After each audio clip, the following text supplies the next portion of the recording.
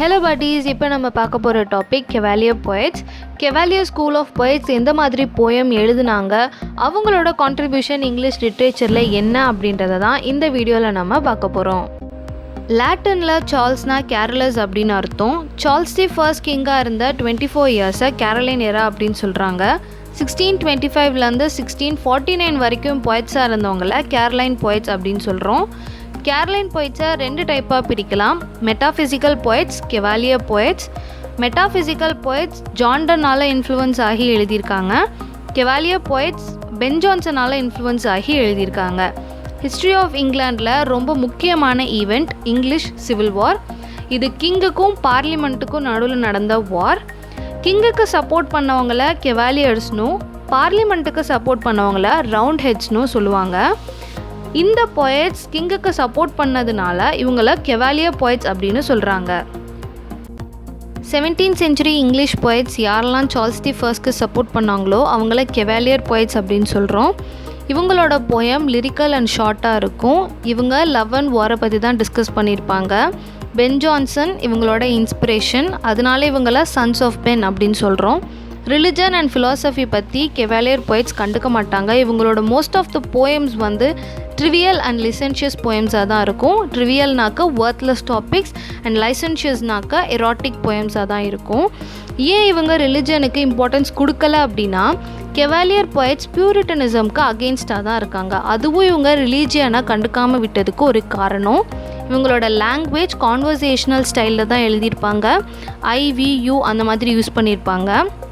Classical லிட்ரேச்சரில் இவங்க நிறைய admire ஆகி க்ரீக் அண்ட் ரோமன் நேம்ஸை இவங்களோட போயமில் யூஸ் பண்ணியிருக்காங்க. பிளட்டானிக் லவ்னாக்க எராட்டிக் சென்ஸ் இருக்காது. மேன் விமனை டிவைன் க்ரீச்சராக நினச்சி போயம் எழுதியிருப்பாங்க. ஸோ இதெல்லாம் தான் கெவாலியர் போய்ட்ரியோட மேஜர் கேரக்டரிஸ்டிக்ஸ். கெவாலியர் போய்ட்ஸ்னால் நம்ம மைண்டுக்கு ஃபர்ஸ்ட் வர்றது Robert Herrick, Thomas Carew, John Suckling, Richard Lovelace. இவங்க 4 பேர் தான் போயம்ஸ் எழுதினாங்களா அப்படின்னு கேட்டால் கிடையாது. இன்னும் நிறைய பேர் போயம்ஸ் எழுதியிருக்காங்க. பட் இவங்க 4 பேரும் நிறைய போயம்ஸ் எழுதியிருக்காங்க, நிறைய கான்ட்ரிபியூட் பண்ணியிருக்காங்க. அதனால தான் இவங்கள கெவாலியர் போய்ட்ஸ் அப்படின்ற லிஸ்ட்டில் டாப்பில் வச்சுருக்கோம். எட்மண்ட் வேலர், வில்லியம் டேவ்னன், ஜான் டென்ஹம் இவங்களும் போயம்ஸ் எழுதியிருக்காங்க. பட் இவங்க போயம்ஸ் எழுதினதை விட நிறைய பிளேஸ் எழுதியிருக்காங்க. அதனால போய்ட்ரி கான்ட்ரிபியூஷனில் இவங்க கொஞ்சம் கம்மியாக தான் இருக்காங்க.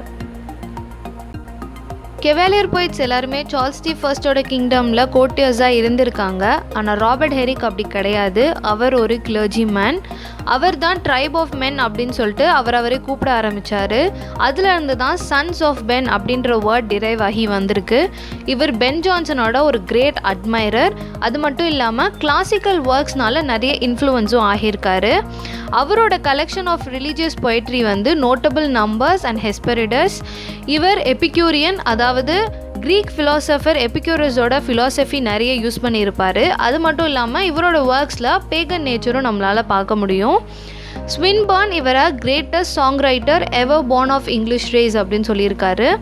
அது மட்டும் இல்லாமல் நிறைய செக்குலர் வேர்சஸும் எழுதியிருக்காரு. ரிலீஜியஸ் ஒர்க்ஸ் மட்டும் இல்லாமல் செக்குலர் வேர்சஸும் எழுதியிருக்காரு. இந்த செக்குலர் வேர்சஸ்க்காக தான் இவரை கெவாலியர் போயட் அப்படின்னு நம்ம சொல்கிறோம். நிறைய ஒர்க்ஸ் இவர் கார்பேடியம் தீம்ஸ்லையும் எழுதியிருக்காரு. கார்பேடியம்னாக்க இன்றைக்கி வாழ்க்கையை இன்றைக்கே வாழ்ந்து முடிக்கணும் அப்படின்ற மாதிரி தீமில் எழுதியிருப்பாங்க. ஸோ அந்த ஒர்க்கோட name to the virgins to make much of time. Thomas கேரியோட first collection of poem 1640 publish பண்ணியிருக்காரு. அந்த போய்ட்ரி கலெக்ஷன்லேயே லாங்கஸ்ட் போயம் வந்து ரப்சர். அது 166 லைன்ஸில் எழுதியிருக்காங்க.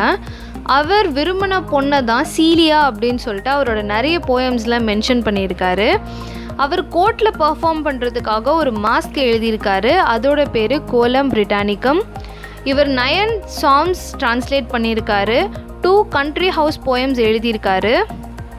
கண்ட்ரி ஹவுஸ் போய்ட்ரினா டோப்போகிராஃபிக்கல் போய்ட்ரி இல்லைனா லோக்கோ டெஸ்கிரிப்டிவ் போய்ட்ரி அப்படின்னு சொல்லுவாங்க. ஸோ இந்த ஜானர் ஆஃப் போய்ட்ரியில் என்ன பண்ணுவாங்கன்னா, ஒரு பிளேஸையோ இல்லை ஒரு லேண்ட்ஸ்கேப்பையோ வந்து டிஸ்கிரைப் பண்ணி எழுதியிருப்பாங்க. அதை தான் நம்ம கண்ட்ரி ஹவுஸ் போயம்ஸ் அப்படின்னு சொல்கிறோம். So Thomas Carew, to Saxham, to my friend G N from West அப்படின்னு 2 கிரேட் கண்ட்ரி ஹவுஸ் போயம்ஸ் எழுதியிருக்காரு. இவர் நிறைய செக்குலர் போயம்ஸும் எழுதியிருக்காரு. Namely a divine mistress and disdain return. நிறைய போய்ட்ரி வந்து அமெட்டரி தீமில் தான் எழுதியிருக்காரு. நான் ஏற்கனவே சொன்ன மாதிரி அமெட்டரி தீம்னாக்க erotic and love making theme தான். இவர் டன்காக ஒரு எலிஜி எழுதியிருக்காரு. And elegy on the death of the Dean of Saint Paul's Doctor John Donne. அது மட்டும் இல்லாமல் ஜான்சனுக்காகவும் ஒரு வேர்ஸ் எழுதியிருக்காரு. ஜான் சக்லிங் கோட்டியராகவும் சோல்ஜராகவும் இருந்திருக்காரு. எக்ஸ்பெடிஷன் ஆஃப் ஸ்காட்லாண்ட் நடக்கும்போது சார்ல்ஸ் தி ஃபர்ஸ்ட்க்கு இவர்கிட்ட இருந்த மணி எல்லாத்தையுமே கொடுத்து ஹார்ஸ் அண்ட் வெப்பன்ஸ் வாங்குறதுக்கு ஹெல்ப் பண்ணியிருக்காரு. அந்த அளவுக்கு சார்ல்ஸ் தி ஃபர்ஸ்ட்க்கு இவர் ரொம்பவே லாயலாக இருந்திருக்காரு. ஆஸ் எ ட்ராமட்டிஸ்ட் இவர் நிறைய ரெஸ்டரேஷன் பிளேஸ் அண்ட் ரொமான்சஸ் எழுதியிருக்காரு. அதில் ரொம்பவே முக்கியமானது tragic play Aglaura and comedy play the Goblins. நிறைய லிரிக்கல் போயம்ஸ் எழுதியிருக்காரு. அதில் notable ballad upon wedding, why so pale and wan, fond lover. Richard Lovelace Charles the ஃபர்ஸ்ட்க்கு ஒரு கிரேட் லாயல் கோட்டியராக இருந்திருக்காரு. 2 தடவை பார்லிமெண்ட்டுக்கு அகேன்ஸ்டாக போனதுனால இம்ப்ரிசன் ஆகியிருக்காரு. அப்படி ப்ரிசனில் இருக்கிற அவர் எழுதின ஒரு ஃபேமஸ் லைன் தான் stone walls do not a prison make nor iron bars a cage. 2 play எழுதியிருக்காரு, the scholars and the soldier. Donne and Jonson இவங்க 2 பேர்த்தோட பொய்ட்ரியிலையுமே இவர் இன்ஃப்ளூயன்ஸ் ஆகியிருக்காரு. இவர் ஒரு பொய்ட்ரி கலெக்ஷன் எழுதியிருக்காரு, லுகாஸ்டா. இதை 1649 பப்ளிஷ் பண்ணியிருக்காரு. அந்த கலெக்ஷனில் இருக்கிற notable poems to Althea from prison, to Lucasta going to wars, the scrutiny and the grasshopper ஹோப்பர். எட்மண்ட் வேலரை பொயட் அப்படின்னு சொல்கிறத விட பொலிட்டிக்கல் ஆக்டிவிஸ்ட் அப்படின்னே சொல்லலாம். ஏன்னா நிறைய கான்ஸ்பிரசியில் இன்வால்வ் ஆகி அவர் நிறைய தடவை இம்ப்ரிசன்மெண்ட்டும் ஆகியிருக்காரு. அவருடைய பொய்ட்ரி கலெக்ஷனை போம்ஸ் அப்படின்ற டைட்டிலில் 1645லையும் டிவைன் போயம்ஸ் அப்படின்ற டைட்டிலில் 1685லையும் பப்ளிஷ் பண்ணியிருக்காரு. அதில் சில நோட்டபிள் போயம்ஸ் இதுதான். பொலிட்டிக்கல் போயம்ஸ் நிறைய எழுதியிருக்காரு. ஆலிவர் குரோம்வெல் கிங்காக இருந்தப்ப அவருக்கு ஃபேவராக நிறைய போயம்ஸ் எழுதியிருக்காரு. சார்ல்ஸ் தி செகண்ட் ரெஸ்டரேஷன் பீரியடில் கிங் ஆனதுக்கப்புறம் அவருக்கு ஃபேவராகவும் போயம்ஸ் எழுதியிருக்காரு. இவர் ஃபிலிப் சிட்னியோட நெஃப்யூவான டாரத்தி சிட்னியை கோட் பண்ணிக்கிட்டு இருந்ததாகவும் அவரோட லவ்வரான அந்த டொராத்தி சிட்னியை தான் அவருடைய லவ் போயம்ஸ், அதாவது அதை செகரிஸ் ஆஃப் போயம்ஸ் அப்படின்னு சொல்லுவாங்க, அந்த போயம்ஸில் மென்ஷன் பண்ணியிருக்காரு அப்படின்னு சொல்கிறாங்க. இவர் தான் ஹீரோயிக் கப்லெட் ஆரம்பிக்கிறதுக்கு ஒரு முக்கியமான காரணமாக இருந்திருக்காரு. ஏற்கனவே சாசர் ஹீரோயிக் கப்லெட்டை இன்ட்ரடியூஸ் பண்ணிட்டாரு. ஆனால் ட்ரைடனுக்கும் போப்க்கும் ஹீரோயிக் கப்லெட்டை அடுத்த ஸ்டேஜுக்கு கொண்டு போகிறதுக்கு இவர் ஹெல்ப் பண்ணியிருக்காரு. இவரோட ஒர்க்கான his majesty's escape at Saint Andrew இந்த போயமில் ஹீரோயிக் கப்லெட் மாதிரி ஸ்டைலில் எழுதியிருக்காரு. அது ஈஸி ஸ்டைல் அப்படின்னு சொல்லுவாங்க.